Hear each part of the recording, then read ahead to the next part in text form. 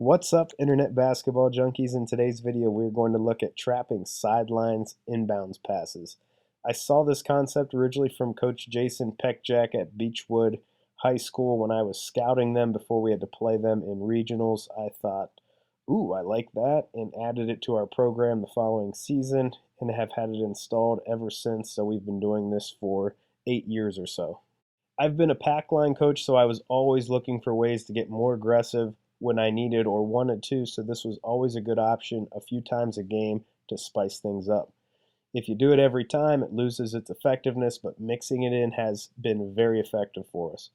While the clips run, I'll start to break down what we are trying to do with the rules, techniques, strategies, etc.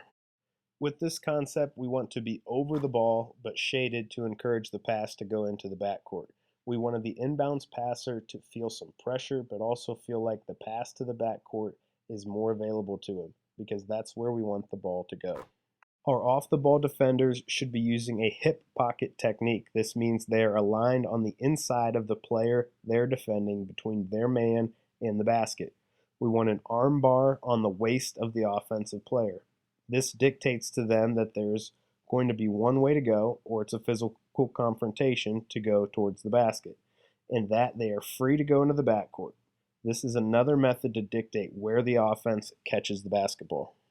We didn't assign a goalie, which is someone that would be out of our rotations to protect the basket, or have our center do anything specific to be the rim protector in this concept. We felt it was too random in terms of how teams lined up and the methods they used to inbound. However, we did try to switch our five-man off the inbound passer when we could so that our biggest, slowest player was not the player tasked with chasing and trapping. Now let's get into the trap and the rotation, but before we do, if you're enjoying the content, give this video a like and make sure to hit the bell to get notifications on future videos. If you're new here, don't forget to subscribe to the channel. Only 35% of the people watching these videos are subscribed. Also, browse my Sellfy store. The link is in the description. I have detailed basketball coaching content for sale.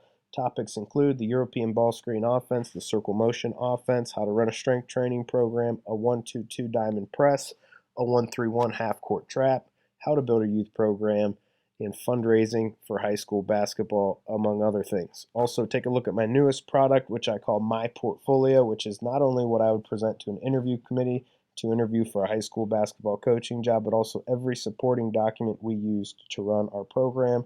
This includes outlines for how to run fundraisers, templates for practice plans, guides to our offensive and defensive schemes, how to run a preseason meeting with your parents, and much, much more.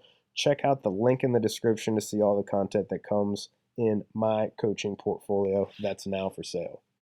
All right, so on to the trap in rotation. The player over the inbounder is going to be the trapper every time. He wants to influence the ball into the backcourt and then chase it for a double team. It's important that he sprints to the trap, but that he is under control enough to maintain the edge of his trap. This trap can be very surprising if executed correctly, but if the trap is broken, our defense is outnumbered in a bad way.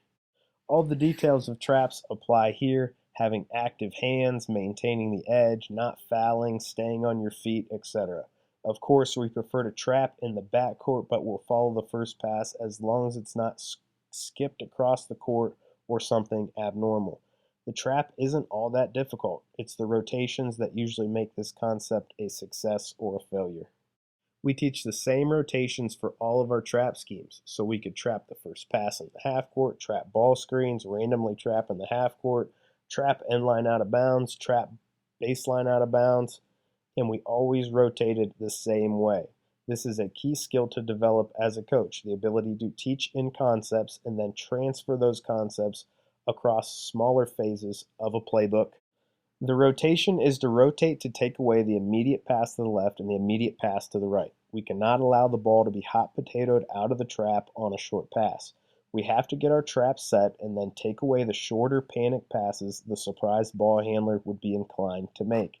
Savvy defenders can bait this pass to make it look like it's open, but anticipate it for a steal. We taught to rotate to take the pass away, so whether it's a full denial or baiting the passer, we cannot allow these passes to be completed. As people on the court move, the player to the right and left of the passer may change, So it is a zone concept as players on the court shift around, not a situation where the anticipators stay glued to deny one person. If we have two players trapping the ball and two players anticipating on the first pass to the left and the first pass to the right of the ball, that leaves one player on defense left, and the offense with two players left. Our last defender must play with spatial awareness, splitting the difference between two players, but always making sure he can recover to the front of the basket should the pass be made out of the trap. The defender playing two offensive players will soft show on a middle flasher. We can't hard deny this like the first pass to the left and the right, but we want to have a presence on it while managing our rules for defending two players at once. With this trapping concept, we are daring the offense to make a long pass out of the trap. If they can do this, they will have a small advantage to work with. With questions about this concept, send me an email. You can find my email on the opening screen of this video or the closing screen of this video. Thanks for breaking down this defensive concept with me.